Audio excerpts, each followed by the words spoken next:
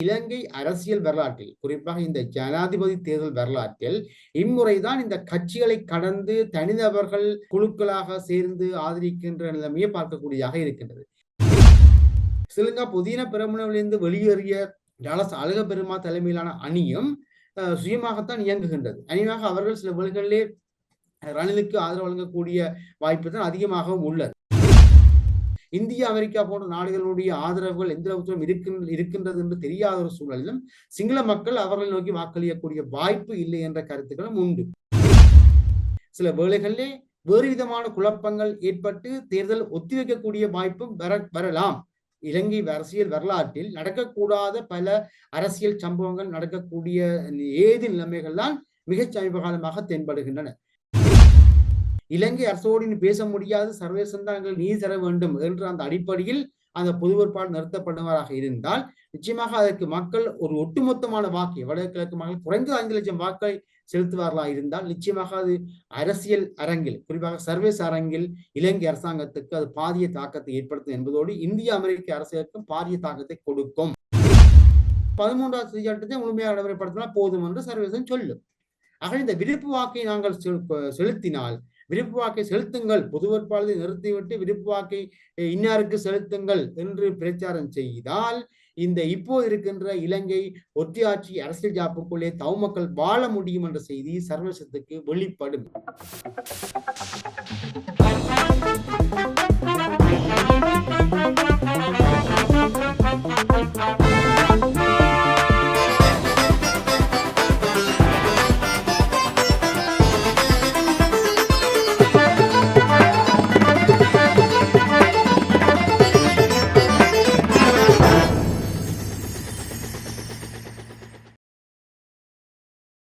உயிரோடை தமிழ் நேயர்களுக்கு வணக்கம்.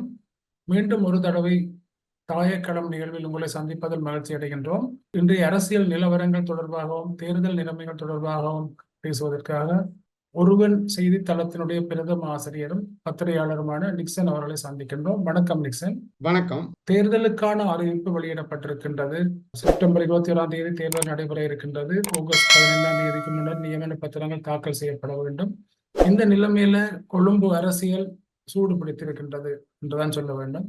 பொதுஜன பெரமுனை எவ்வாறான நிலைப்பாட்டை எடுக்கும் என்ற கேள்வி கடந்த பல வாரங்களாகவே இருந்து வந்த நிலைமையில் அவர்கள் ரணில் விக்ரமசிங்காவை ஆதரிக்கப் போவதில்லை என்றும் தனியான ஒருவரை களமிறக்கப் போவதாகவும் அறிவித்திருக்கின்றார்கள். இந்த முடிவுக்கு என்ன காரணம்? அநேகமாக நான் நினைக்கின்றேன் இந்த முறை கட்சிகளினுடைய தனித்துவம் இழந்திருக்கின்றது, இழக்கப்பட்டு கொண்டு வருகிறது என்பதை தான் காணக்கூடியதாக இருக்கின்றது. இப்போது ஐக்கிய தேசிய கட்சி ரணில் விக்ரமசிங்க ஐக்கிய தேசிய கட்சியின் தலைவர். ஆனால் அந்த ஐக்கிய தேசிய கட்சியின் சின்னத்தில் அதனுடைய யானை சின்னத்தில் போட்டி ஓடுகின்ற அல்லது ஐக்கிய தேசிய கட்சியை மையப்படுத்திய கூட்டணியை அமைக்கக்கூடிய எந்த ஒரு ஏற்பாடும் இல்லை. இப்போது தனி நபராக நின்று கொண்டு ஆட்களை திரட்டுகின்ற வேலைதான் நடக்கின்றது. அதே போன்று சஜித் பிரேமதாசா கட்சியாக இருந்தாலும் இப்போது அவருடைய கட்சியிலே இருக்கின்ற பலர் ரணில் விக்ரமசிங்கவுக்கு நேரடியாகவும் மறைமுகமாக ஆதரிக்கின்ற முறைமை ஒன்று காணப்படுகின்றது.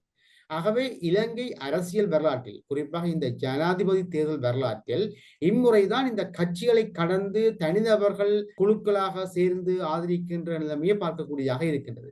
கடந்த காலங்களில் அரசியல் கூட்டணி என்று அமைத்திருக்கிறார்கள். ஆனால் இந்த முறை தனி நபரை சுற்றி வருகின்ற ஒரு பண்பை காணக்கூடியதாக இருக்கின்றது. ஆக ஜேவிபி மாத்திரம் அந்த கட்சி அரசியலோடு நிற்கின்றது. ஜேவிபியும் தன்னுடைய ஜேவிபி என்ற பெயரை மாற்றி அரசியல் கூட்டணி என்று சொல்லிக்கொண்டு தேசிய ஐக்கிய மக்கள் சக்தியாக அது இயங்குகின்றது.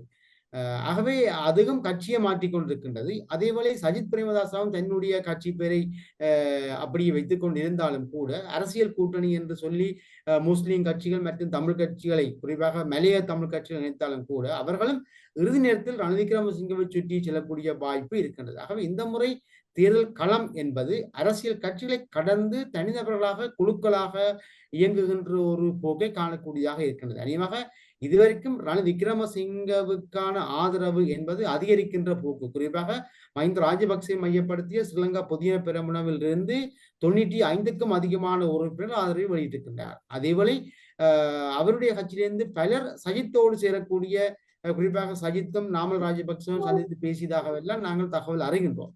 ஆகவே ஏட்டிக்கு போட்டியான முயற்சிகள் தனிநபர்களை சுற்றி வருகின்ற போக்குகளையும் தான் அதிகமாக காணக்கூடியதாக இருக்கின்றது.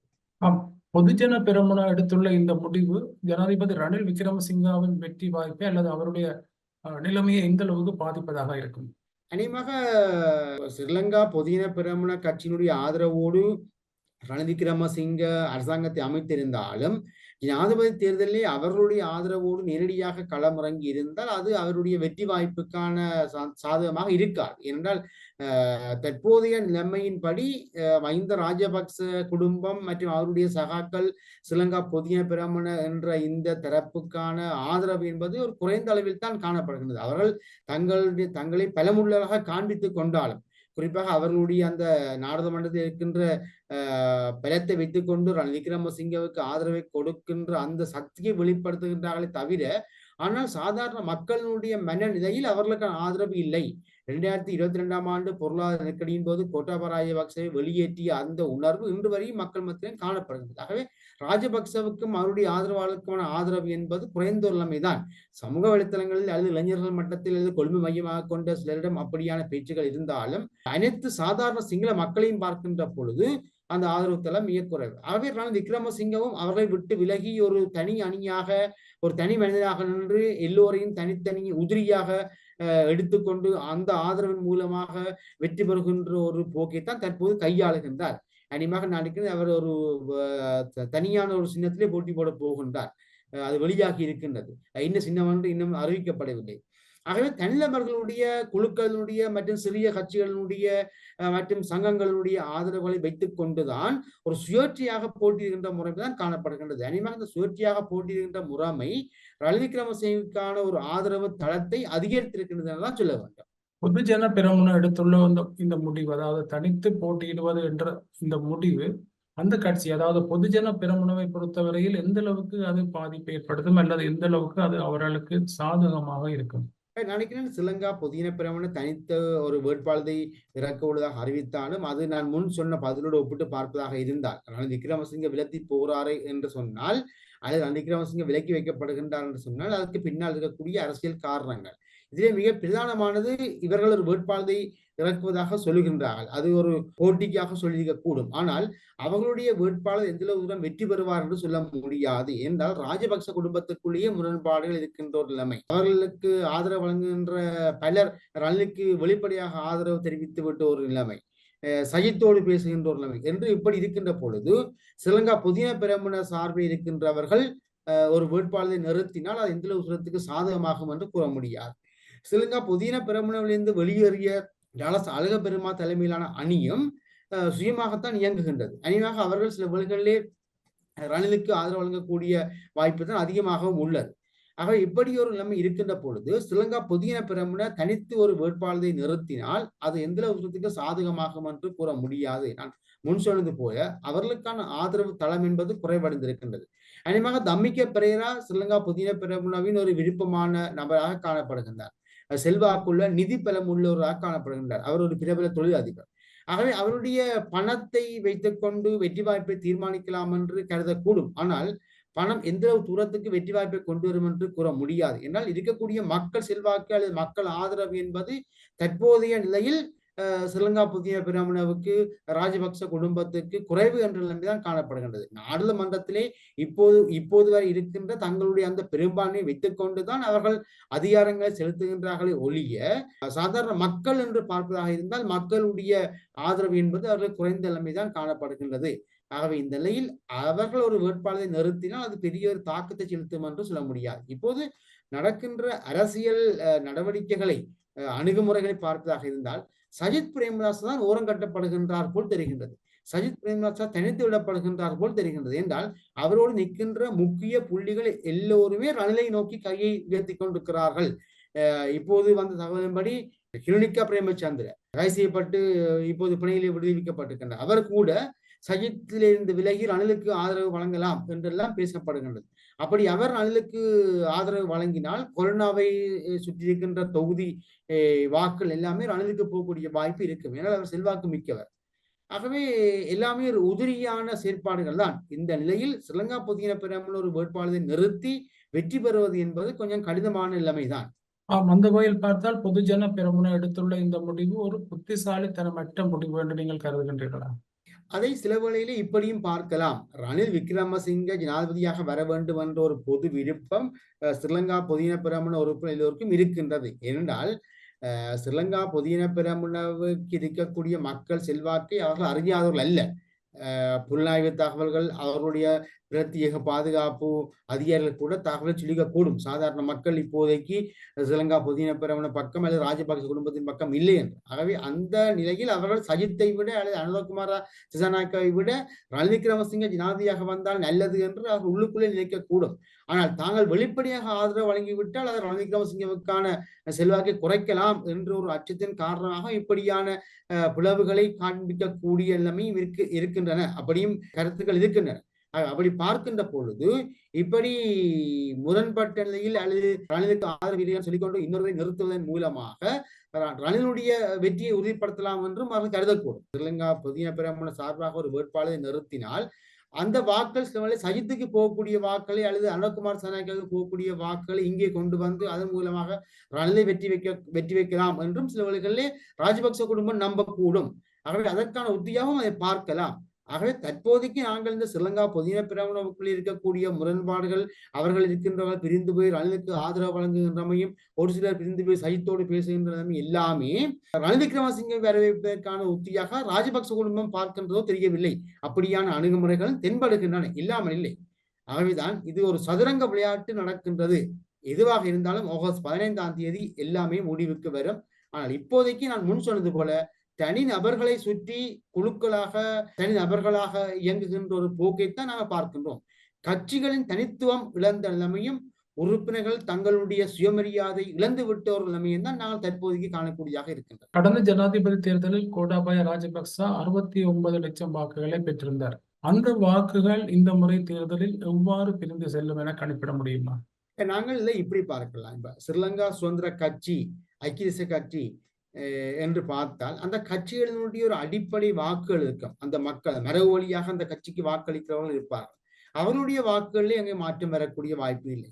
அதே போன்று ஸ்ரீலங்கா பொதுஜன பெரமுனவும் 2016ஆம் ஆண்டு உருவாக்கப்பட்டாலும் அந்த கட்சிக்கும் அந்த பெரமுனவுக்கும் ஒரு கணிசமான மக்கள் செல்வாக்கு இருக்கின்றது. ஆகவே அந்த வாக்குகளிலே மாற்றம் இருக்காது. இந்த ஃப்ளூட்டிங் ஓட் என்று சொல்லப்படுகின்ற இந்த மிதக்கும் வாக்குகள் தான் வெற்றியை தீர்மானிக்கும். ஆகவே இம்முறை மிதக்கும் வாக்குகள் அதிகமாக இருக்க போகின்றன. இறுதி நேரத்திலே தீர்மானிக்கக்கூடியவர்கள். ஆகவே அவர்களுடைய வாக்குகள் தான் வெற்றியை தீர்மானிக்க போகின்றன. அப்படி பார்க்கின்ற பொழுது அந்த இறுதி நேர வாக்காளர்கள் எப்படி தீர்மானிப்பார்கள் என்று சொன்னால், பொருளாதார ரீதியாக இப்போதைக்கு மூச்சு விடக்கூடியது யாருடைய பக்கம் அந்த நிலைமை இருக்கின்றது கணக்கிட்டு பார்த்தால் ரணில் விக்ரமசிங்கன் பக்கம் கை உயர்கின்ற நிலைமை காணப்படுகின்றது. என்னால் ரணில் விக்ரமசிங்க மிக நெருக்கடியான ஒரு சூழலிலே பிரதமர் பதவியை ஏற்று, ஜனாதிபதி பதவியை ஏற்று இன்று ஓரளவுக்கு பொருளாதாரத்தை நிமித்தி இருக்கின்றார் என்ற ஒரு கருத்து நிலவுகின்றது. பாரிய அளவிலே பொருளாதாரம் ஏறாது விட்டாலும் கூட கணிசமான அளவு பொருளாதாரம் சீரடைந்திருக்கின்றது. எரிபொருட்களின் விலையும் கொஞ்சம் குறைவடைந்திருக்கின்றது. மின்சார கட்டணத்தின் விலையும் குறைவடைந்திருக்கின்றது. அதேவேளை IMF எனப்படுகின்ற சர்வதேச நாணயத்தினுடைய பரிந்துரைகளை நிறைவேற்ற வேண்டிய தேவை இருக்கின்றது. சர்வதேச நாணயம் கூட வெளியிட்ட அறிக்கையிலே சொல்லியிருக்கின்றது, யார் ஆட்சிக்கு வந்தாலும் தங்களுடைய நிபந்தனை ஏற்க வேண்டும், கடன்களை அடைக்க வேண்டும் என்ற நிபந்தனைகளிலே மாற்றம் இருக்காதுன்னு சொல்லுகின்றார். ஆகவே அது ஒரு பொது கருத்தாக மாறிவிட்டது. அந்த அடிப்படையில் ரணில் விக்ரமசிங்க வந்தாலும், சஜித் வந்தாலும், அனுரகுமார திசாநாயக்கா ஆட்சிக்கு வந்தாலும் என்ன, IMF எனப்படுகின்ற சர்வதேச நாணய நிதியத்தினுடைய மற்றும் உலக வங்கியினுடைய பரிந்துரைகளை கேட்க வேண்டிய நிர்பந்தம் இருக்கின்றது. குறிப்பாக அரசு நிறுவனங்கள், நட்டம் அடைகின்ற அரசு நிறுவனங்களை தனியார் மயப்படுத்தப்பட வேண்டும் என்பதில் மாற்றம் இல்லை. அது யார் வந்தாலும் அது செய்யத்தான் வேண்டும். ஆகவே அதை செய்ய முடியாத நிலைமை இருக்கின்றது. அப்படி பார்க்கின்ற பொழுது ரணில் விக்ரமசிங்க இந்த மிதக்கும் வாக்காளர்கள் இப்படியாக சிந்திப்பார்களாக இருந்தால் ரணில் விக்ரமசிங்கை நோக்கித்தான் அங்கே வாக்குகள் வரக்கூடிய வாய்ப்பு இருக்கு. ஆகவே இந்த அடிப்படை வாக்குகளிலே மாற்றம் இருக்காது. 69 லட்சம் வாக்குகள் என்பது ஸ்ரீலங்கா சுதந்திர கட்சியை மையப்படுத்திய அல்லது ஸ்ரீலங்கா பொதுஜன பெரமுன என்று பார்க்கின்ற அல்லது ராஜபக்சே மையப்படுத்திய அடிப்படை வாக்குகளை விட அது மேலதிகமாகத்தான் அங்கே அந்த வாக்குகள் வந்தன. 69 லட்சம் வாக்குகள் வந்தன. அதிலே கிட்டத்தட்ட 30 லட்சம் வாக்குகள் குறைவடையக்கூடிய நிலைமைதான் இருக்கும். ஏனைய வாக்கள் அந்த கட்சிக்கு அல்லது அந்த குடும்பத்துக்கு இருந்தாலும் மீதி வாக்கள் பிரிகின்ற பொழுது அது ரணில் விக்ரமசிங்கவுக்கானதாகத்தான் அது மாறும். சில வேளைகளில் அதிலே கொஞ்சம் சஜித் பிரேமதாசாக்கும் போகலாம். இங்கே அனுரகுமார திசாநாயக்கா போட்டியிருக்கின்றார். அவருடைய வெற்றி வாய்ப்பை உறுதிப்படுத்த முடியாத நிலைமை. ஆனாலும் கருத்து கணிப்புகள், சில சுயாதீனமான கருத்து கணிப்புகளின் பிரகாரம் இந்த சஜித் பிரேமதாசவும் ரணில் விக்ரமசிங்கவும் ஒரே கூட்டுக்குள் இருந்துதான் பிரிந்து போய் இப்போ தனித்தனியாக நிற்கிறார்கள். ஆகவே அவரெல்லாம் ஒரே பண்பு, ஒரே உத்தி தான் காணப்படும். ஆகவே ஒரு மாற்று கருத்தாக, மாற்று செயற்பாடாக அனுரகுமார் சனாக்காவை கொண்டு வந்தால் என்ன, அவருக்கு வாக்களித்தால் என்ன என்ற சிந்தனையும் சிங்கள மக்கள் மத்தியில் எழுகின்றன. ஆனாலும் அது ஒரு ஆயுதம் தாங்கிய இயக்கமாக இருந்து பின்னர் ஜனநாயகத்துக்கு வந்தது என்ற அடிப்படையிலும் இந்தியா, அமெரிக்கா போன்ற நாடுகளுடைய ஆதரவுகள் எந்த அளவுக்கு இருக்கின்றது என்று தெரியாத ஒரு சூழலிலும் சிங்கள மக்கள் அவர்களை நோக்கி வாக்களிக்கக்கூடிய வாய்ப்பு இல்லை என்ற கருத்துக்களும் உண்டு. எவ்வாறாயினும் இந்த சஜித் பிரேமதாச, ரணில் விக்ரமசிங்கே என்ற 2 பேருக்குள்ள போட்டி நிலவுகின்றது. அது அதிர்ஷ்டவதமாக அனுரகுமார் சனாக்கா சில வழிகளிலே இலங்கையினுடைய சிஸ்டம் சேஞ்ச் என்று நினைத்தால், அல்லது இலங்கை மக்கள் முற்றுமுழுதாகவே வெறுக்கிறார்கள் என்று நினைத்தால் சில வழிகளில் அது அனுரகுமார் சனாக்கான வாக்கெல்லாம் இருக்கலாம். எவ்வாறாயினும் ரணில் விக்ரமசிங்கே தான் தற்போதைக்கு அதிகமான செல்வாக்குடையதாக காணப்படுகின்றார். கடந்த 3 ஜனாதிபதி தேர்தலையும் பார்த்தால் சிறுபான்மையினருடைய வாக்குகள், தமிழ் மக்களுடைய, மலைய தமிழ் மக்களுடைய, முஸ்லிம் மக்களுடைய வாக்குகள் அனைத்தும் ஒரு திரட்சியாக ராஜபக்சாக்களுக்கு எதிராகத்தான் அளிக்கப்பட்ட ஒரு நிலைமையை காணக்கூடியதாக இருந்தது. இந்த முறை தேர்தலில் அந்த சிறுபான்மையின மக்களுடைய வாக்குகள் சிதறி போகக்கூடிய வாய்ப்புகள் காணப்படுகின்றதா? நிச்சயமா நினைக்கிறேன் உங்களுடைய கேள்வியிலே பதில் உண்டு. சிறுபான்மை, குறிப்பாக தமிழ் முஸ்லிம் மக்களுடைய வாக்கள் சேரக்கூடிய வாய்ப்பு இருக்கும். குறிப்பாக மலையக தமிழ் மக்கள், மலையக முஸ்லிம் மக்கள், வடக்கு கிழக்கு முஸ்லிம் மக்கள் மற்றும் வடகிழக்கு வெளியே இருக்கக்கூடிய தென்பகுதியில் வாழக்கூடிய முஸ்லிம் மக்கள் எல்லோருமே சஜித் பிரேமதாசவோடு தான் நிற்கிறார்கள். ரணில் விக்ரமசிங்கோடு குறைவாகத்தான் இருக்கின்றது. ஆனால் தற்போதைய இந்த அணி சேர்ப்பை பார்க்கின்ற பொழுது ரணில் விக்ரமசிங்கோடு நிற்கின்ற ஸ்ரீலங்கா முஸ்லிம் காங்கிரஸ், ரிசார்ட் பதின் தலைமையிலான அகில இலங்கை மக்கள் காங்கிரஸ் போன்ற இந்த சின்ன சின்ன முஸ்லிம் கட்சிகளும் வேட்புமனு தாக்கல் செய்து பிரச்சாரங்கள் நடைபெறுகின்ற வேளையிலே ரணில் விக்ரமசிங்கவுக்கான ஆதரவை கொடுக்கக்கூடிய வாய்ப்பு வரலாம். அப்படி வந்தால் மலையக தமிழ் மக்கள் மற்றும் முஸ்லிம் மக்களுடைய வாக்குகள் ரணில் விக்ரமசிங்க போகக்கூடிய நிலைமை இருக்கும். இப்போதைக்கு ஜீவன் தொண்டமான் மாத்திரமே ரணில் விக்ரமசிங்கோடு நிற்கின்றார். ஏனைய சில முக்கியமான மலையக தமிழ் தலைவர்கள் சஜித்தோடு நிற்கிறார். இப்போது அந்த நிலவரத்தை பார்க்கின்ற பொழுது இன்னும் சில நாட்களில், இன்னும் சில வாரங்களில் அல்லது வேட்புமனு தாக்கல் செய்த பின்னர் ரணில் விக்ரமசிங்கவுக்கு மலையக தமிழர்களும் முஸ்லிம் கட்சிகளும் ஆதரவளிக்கக்கூடிய நிலைமை வரலாம். ஏனால் இப்போதே அவருடைய அந்த செல்வாக்கு அதிகரிப்பு என்பதை பார்க்கின்ற பொழுது சஜித் பிரேமதாச வர முடியாது என்ற பேச்சுகள் அடிபடுகின்ற கதைகளின் பின்னாலும் நாங்கள் இதை பார்க்கின்ற பொழுது அப்படியானமே வரலாம். அத்தோடு மலைய தமிழ் கட்சிகள் மற்றும் முஸ்லிம் கட்சிகள் இறுதி நேரத்திலே மாறி சென்று பிரதான வேட்பாளருக்கு வாக்களித்த வரலாறுகளும் உண்டு. அப்படி பார்க்கின்ற பொழுது அவர்கள் ரணில் விக்ரமசிங்கே நோக்கி போகலாம். அதேபோல வடக்கு கிழக்கு தமிழ் மக்களை பொறுத்தவரை இம்முறை பொது வேட்பாளர் என்ற ஒரு விவகாரம், ஒரு பேச்சு இடம்பெறுகின்றது. பொது வேட்பாளர் நிறுத்தப்பட்டால் அங்கேயும் வாக்கள் சிறக்கூடிய வாய்ப்பு இருக்கலாம். ஆனால் இந்த ஐக்கிய தேசிய கட்சி மற்றும் ஸ்ரீலங்கா சுதந்திர கட்சி, ஸ்ரீலங்கா புதின பிரமுன மற்றும் சஜித்தினுடைய ஆதரவாளர்கள் என்று அவர்களுடைய முகவர்கள், பிரதிநிதிகள் அங்கே வடகிழக்கில் இயங்குகிறார்கள். அவருடைய பிரச்சாரங்களிலே ஒரு கொஞ்சம் வாக்குகள் சென்றாலும் கூட அது பெரிய அளவிலான ஒரு மாற்றத்தை கொண்டு வரும் என்று கூற முடியாது. ஆகவே வடக்கு கிழக்கு தமிழ் மக்களுடைய வாக்குகள் இம்முறை சிதறலாம் என்று எதிர்பார்க்கப்படுகிறது. ஆனால் அங்கே வரப்போன்ற பொது வேட்பாளருடைய பலத்தை பொறுத்துத்தான் இந்த வாக்குகள் சிதறுமா இல்லையான்னு சொல்ல முடியும். பொது வேட்பாளர் பலவீனமாக இருந்தால் அல்லது பொது வேட்பாளர் நிறுத்தப்படாமல் இருந்தால் அங்கே இருக்கக்கூடிய வாக்கள் ரணில் விக்ரமசிங்கே நோக்கித்தான் வரக்கூடிய சந்தர்ப்பங்கள் அதிகமாகவே காணப்படுகின்றன.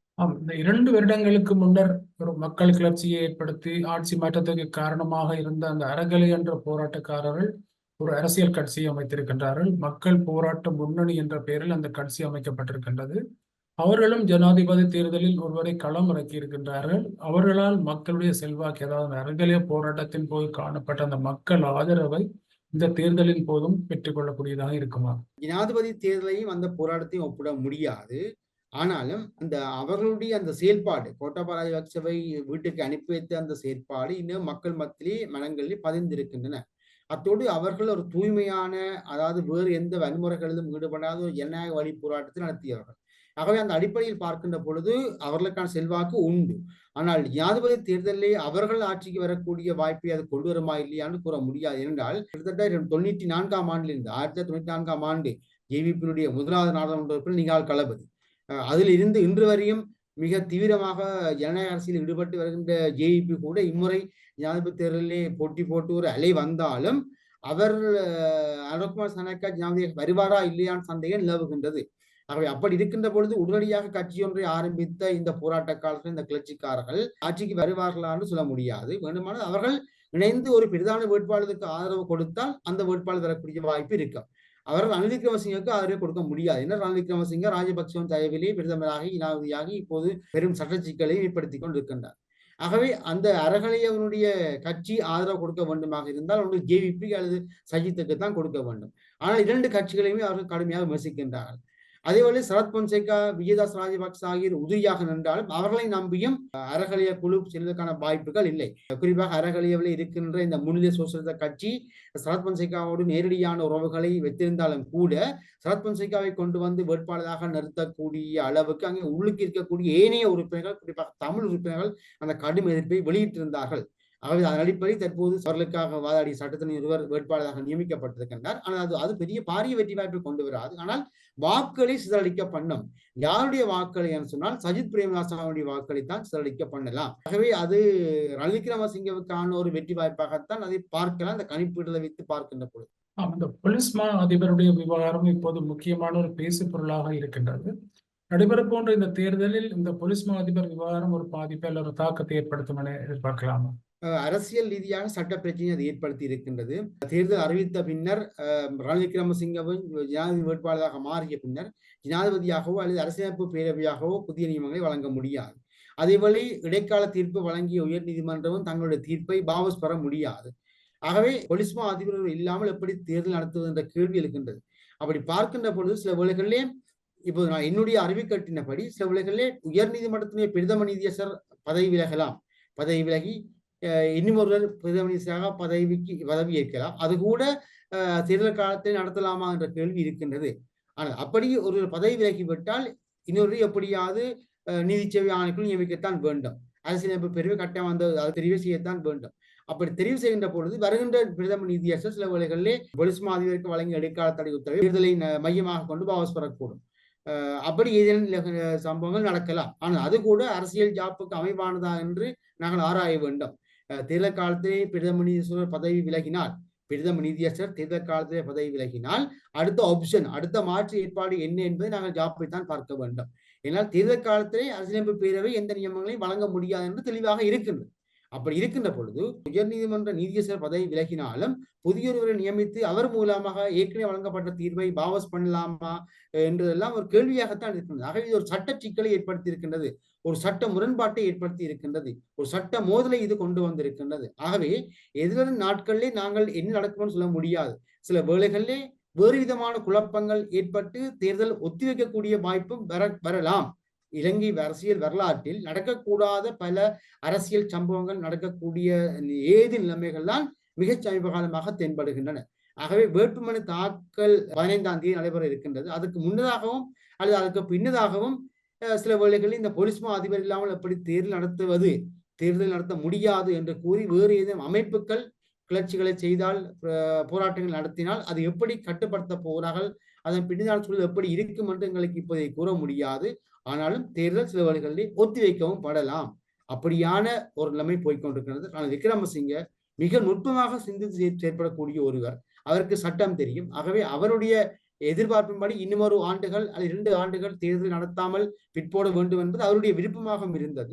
சில வேளை அவருடைய விருப்பத்தை நிறைவேற்றக்கூடிய வகையிலும் வேறு சட்ட நுட்பங்களை அவர் ஆராய்கிறாரா என்றும் எங்களால் சொல்ல முடியாது. எப்படியாகிலும் இது அடுத்த சில நாட்களிலே, குறிப்பாக ஆகஸ்ட் 15ஆம் தேதிக்கு முன்னர் அல்லது அதுக்கு பின்னரும் பல சட்ட சிக்கல்களை ஏற்படுத்தக்கூடிய நிலைமைதான் தற்போதைக்கு காணப்படுகின்றது. நீங்கள் குறிப்பிட்டது போல இந்த தமிழ் பொது வேட்பாளர் என்ற விடயமும் அரசியல் அரங்கில் இப்போது ஒரு பேசு பொருளாக இருக்கின்றது. தமிழ் அரசியல் கட்சிகள் சிலவும் சிவில் சமூகத்தினரும் அதனை முன்னெடுக்கின்றார்கள். இந்த தமிழ் பொது வேட்பாளர் என்ற விவகாரம் அரசியல் அரங்கில் ஒரு தாக்கத்தை ஏற்படுத்தக்கூடியதாக இருக்குமா? வடக்கு கிழக்கு மக்களை பொறுத்தவரை அவர் ஒருமித்து வாக்களிப்பார்களாக இருந்தால் தாக்கத்தை செலுத்தும். அதாவது 2009 போருக்கு பின்னர் 15 ஆண்டுகளிலும் இலங்கை அரசாங்கம் எந்த ஒரு அரசியல் தீர்வையும் வழங்கவில்லை. அந்த மக்களுக்கு ஏற்பட்ட பாதிப்புகள் அந்த பொறுப்பு கூறலிலிருந்து இலங்கை அரசாங்கம் தவறிவிட்டது என்பதை எடுத்து காட்ட முடியும். 2012ஆம் ஆண்டு மனித உரிமை சபையிலே சமர்ப்பிக்கப்பட்ட முதலாவது பிரேரணை, நிறைவேற்றப்பட்ட தீர்மானம், அன்றிலிருந்து இன்று வரை நிறைவேற்றப்பட்ட எந்த ஒரு தீர்மானத்திலும் அரசாங்கம் சரியான நடவடிக்கை எடுக்கவில்லை, பொறுப்பு கூறவில்லை. பொறுப்பு கூறிலிருந்து விலத்தி நிற்கின்றது. போர்க்குற்ற விசாரணையாக இருக்கலாம், அது கலப்பு முறை சர்வதேச விசாரணையாக இருக்கலாம், இன அழிப்பு என்று சொல்லுகின்ற புலம்பெயர் அமைப்புகள் சொல்லுகின்றன, அது ஏற்றுக்கொள்ளப்படாவிட்டாலும் கூட எதற்குமே பொறுப்பு சொல்லாத நிலைமை நீடித்து செல்கின்றது. ஆகவே அந்த அந்த அந்த வெறுப்பின் காரணமாகவும் இலங்கை அரசோடு பேச முடியாது, சர்வதேசம் தான் எங்கள் நீதி தர வேண்டும் என்ற அந்த அடிப்படையில் அந்த பொது வேட்பாளர் நிறுத்தப்படுவதாக இருந்தால் நிச்சயமாக அதற்கு மக்கள் ஒரு ஒட்டுமொத்தமான வாக்கு, வடகிழக்கு மக்கள் குறைந்தது 5 லட்சம் வாக்களை செலுத்துவார்களா இருந்தால் நிச்சயமாக அது அரசியல் அரங்கில், குறிப்பாக சர்வதேச அரங்கில் இலங்கை அரசாங்கத்துக்கு அது பாரிய தாக்கத்தை ஏற்படுத்தும் என்பதோடு இந்திய அமெரிக்க அரசுக்கும் பாரிய தாக்கத்தை கொடுக்கும். ஆனால் அதற்கேற்ப பொது வேட்பாளர் நிறுத்தப்படுவாரா, அது நிறுத்தப்படுகின்ற பொது வேட்பாளருக்கு மக்கள் வாக்களிப்பார்களா என்று நாங்கள் இப்போதைக்கு சொல்ல முடியாது. ஏனென்றால் அரசியல் விழிப்புணர்வு என்பது இன்னமும் சரியான முறையிலே ஒழுங்குபடுத்தப்படவில்லை. ஆங்காங்கே கூட்டங்கள் நடக்கின்றன பொது வேட்பாளருக்காக. ஆனால் ஒட்டுமொத்த மக்கள் மத்தியிலும் இதற்கான விழிப்புணர்வு கூட்டங்கள் நடத்தப்பட வேண்டும். இந்த அரசியல் விழிப்புணர்வு தேவை.